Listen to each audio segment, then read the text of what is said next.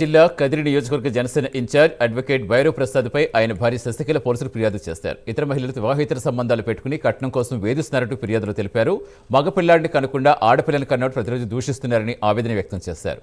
కూతురు college fee కట్టమని అడిగితే నేనెందుకు కడతానంటూ ఇనుపరాడుతో తనపై దాడి చేశాడని, అడ్డొచ్చిన కూతురుపై సైతం దాడికి పాల్పడ్డట్టుగా ఆరోపించారు. శశికళ ఫిర్యాదుతో పోలీసులు పలు సెక్షన్ల కింద కేసు నమోదు చేశారు. భార్యను నిందిస్తూ తీవ్రంగా దాడి చేసిన భైరవ్ ప్రసాద్పై చర్యలు తీసుకొని ప్రజా సంఘాల నేతలు డిమాండ్ చేస్తున్నారు.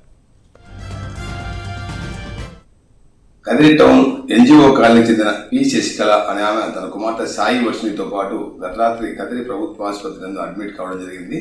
అక్కడ అవుట్ పోస్ట్ నుండి వచ్చిన సమాచారం మేరకు మేము వెళ్లి విచారించగా ఆమె తన భర్త లాయర్గా పనిచేస్తాడని, అంతేకాకుండా జనసేన పార్టీ నియోజకవర్గ ఇన్ఛార్జిగా పనిచేస్తాడని, ఈ క్రమంలో గత కొద్ది కాలంగా తనను తన కుమార్తెను ఇబ్బంది పెడుతున్నాడని, అంతేకాకుండా ఆ విషయాన్ని ప్రశ్నించేందుకు గత రాత్రి తనను ఇనుపరాడు తీసుకుని కొట్టి గాయపడటం జరిగిందని, అడ్డు వచ్చిన తన కుమార్తె సాయి వర్షిని కూడా కొట్టి గాయపడటం జరిగిందని ఆమె ఇచ్చిన ఫిర్యాదు మేరకు కదిరి టౌన్ పోలీస్ స్టేషన్లో కేసు నమోదు చేసుకోవడం జరిగింది.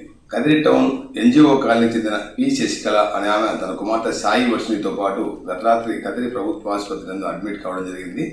అక్కడ అవుట్ పోస్ట్ నుండి వచ్చిన సమాచారం మేరకు మేము వెళ్లి విచారించగా ఆమె తన భర్త